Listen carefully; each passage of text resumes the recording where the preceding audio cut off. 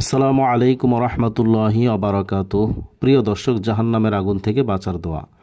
রোগগ্রস্ত অবস্থায় বান্দা যে দোয়া পড়লে জাহান্নামের আগুন তাকে গ্রাস করতে পারবে না, সহি হাদিসের আমল এটি। হাদিস হজরত আবু সাঈদ ও হজরত আবু হুরায়রা রাদিয়াল্লাহু তাআলা আনহু থেকে বর্ণিত। প্রিয় নবী সাল্লাল্লাহু আলাইহি ওয়াসাল্লাম বলেন, যে ব্যক্তি রোগগ্রস্ত অবস্থায় অসুস্থ অবস্থায় নিম্নলিখিত দোয়াটি পড়ে মারা যাবে, তাকে জাহান্নামের আগুন কোনো অবস্থায় গ্রাস করতে পারবে না। হাদিসটি সহি।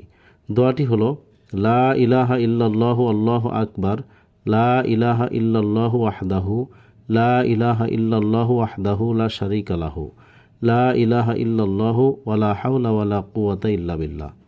বাংলা উচ্চারণ, লা ইলাহা ইল্লাল্লাহু আল্লাহু আকবার, লা ইলাহা ইল্লাল্লাহু ওয়াহদাহু, লা ইলাহা ইল্লাল্লাহু ওয়াহদাহু লা শারীকা লাহু, লা ইলাহা ইল্লাল্লাহু ওয়ালা হাওলা ওয়ালা কুওয়াতা ইল্লা বিল্লাহ।